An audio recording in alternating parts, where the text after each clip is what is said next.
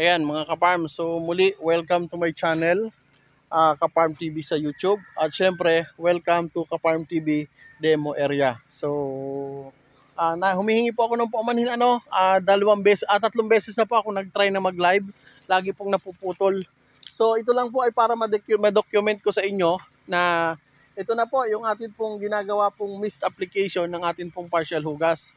Today, tayo po ay 30 days at ayan nga po tayo po ay partial hugas application lang ngayon. So, tayo ko pong sinasabi na ang Kaparm TV po ay more on mist spraying sa panahon po ng amin pong pagpa-partial hugas. Ayan po si Queterso, yung akin pong sprayman dito mula simula. Ayan.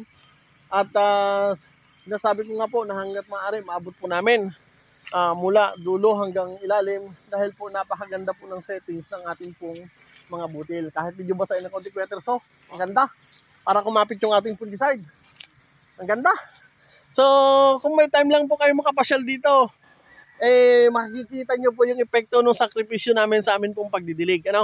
Kami po ay 1 linggo ditong straight na nagdilig. Pangalawa po ay gumamit po kami ng maayos po na fungicide, maayos po na foliar, at malalamig po na insecticide. Siyempre, yan po ay mga produkto po ng Corteva AgroScience yung ating ginamit dito ngayon. With the Bupropisin, UPL, at syempre, ang Maxilizer foliar po ng Indofil. So, si Maxilizer foliar po ay isang uri po ng biostimulant, kaya welcome po siya sa Kaparm TV Mango Protocol. So, ito po ay ina-record ko na lang sa kadahilanan nga po na nagpuputol-putol po yung ating live mga Kaparm. So, shout out kay Kaparm Nomer Trinidad. Shout out kay Kaparm Bidson Gorin at syempre sa mga taga-technical ng company. So, alam ko po na yung ilan ay hindi po angkop sa kanilang kaisipan at sa kanilang mga pinag-aralan yung ginagawa po natin na mga mixing.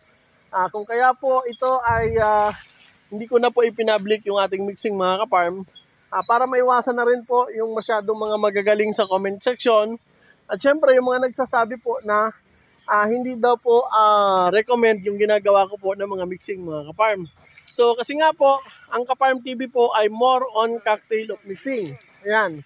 More on cocktail of mixing, pero yung pong mga resulta ang magsasabi mga Kaparm. Ayan, so hayaan nyo po. At kami naman po ay walang itatago dito mga Kaparm. So mamaya, yung next batch of application namin, kami naman po ay gagamit with AIBA product mga Kaparm. So shout out to Jonah Dispanto, yan, kay Sir Philip, siyempre, sa lahat po ng bumubuo ng AIBA family. Yan. So, Peter, saan po ba mga konti? Try ko luwagan ng konti. Yan. Yung.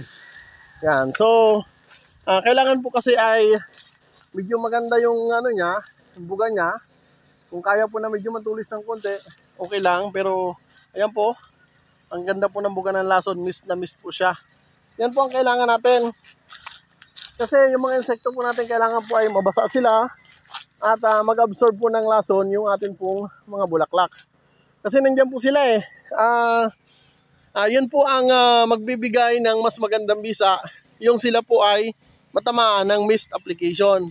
Tandaan nyo po, kapag ang application po natin ay lagi tayo naka-jet spraying, ang nangyayari niyan, nakakaramdam po o nakakamala yung ating mga kalabang insekto. Once na nakita, naramdaman nila na tumutunog, yun pong ating pong mga dahon. At meron pong mataas na pressure. Yan. So pagdating po sa partial hugas, nire-recommend ko po yung ating pong mist application kasi nga po, medyo mahina pa po ang resistensya ng ating pong mga butil. Ito rin po ang nagiging dahilan ng stress kung bakit po matagal mag-develop o minsan nagiging sigay o nagiging kukot ang ating pong mga butil. So ngayon, pinapakita ko po sa inyo ng live na tayo po ay naka-mist spraying mga Kaparm. So, yung mga butil naman po, makikita nyo po sa post ko. So, matataas po kasi ang tayo niya, kaya hindi ko po maipakita sa inyo kapag ako po ay nagla-live. So, mangilan-ngilan lang po yung pong mababa ang pwesto mga Kaparm. Pero try po natin kung meron tayong maabot dito na medyo mababa ang pwesto. Ayan po. Yan, so sana po makita ninyo ha. Yan po yung atin pong mga butil mga kaparm. Yan. Yan po yung atin pong mga butil. Yan. Munggo size at almost corn size. Napakabilis po na naging development niya mga kaparm. Ayan po. Yan po. Yan. Sana po nakikita ninyo. Yan. At ayan po. Yan. Para sa akin po yung isa, dalawa, tatlo ay napakarami na po niyan na nabuo po na mga butil. Ayan po. Yan. Meron pa po sa bandang itaas. Ayan po. Yan mga kaparm. So sana po nakikita ninyo ha. Ayan. Sana po nakikita ninyo. Ayan. So,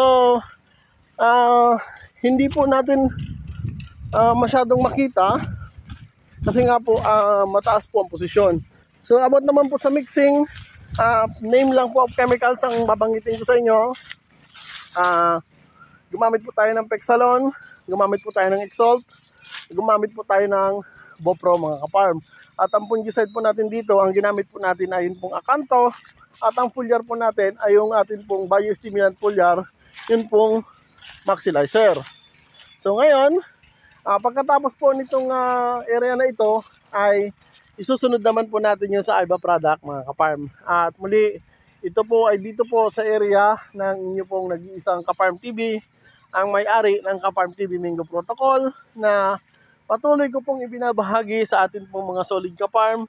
At sana po, anuman po ang maging resulta nito ay may bahagi ko po sa inyo na meron tayong bagong uri ng protocol na ginawa para po sa napakainit na panahon mga kaparm. So muli, God bless, happy farming po sa ating lahat. Dalangin ko po na tayo pong lahat ay magtulungan at syempre mas pagyamanin pa po natin ang ating pong munting nalalaman na to at ibahagi po natin sa iba.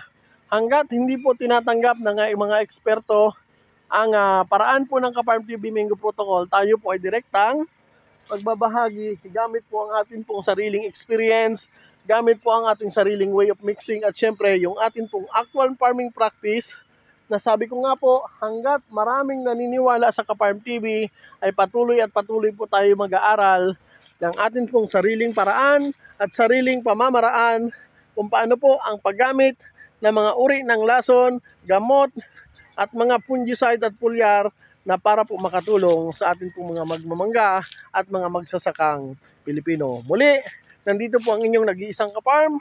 Ako po ay hindi po isang perpekto. Ako rin po ay hindi isang eksperto.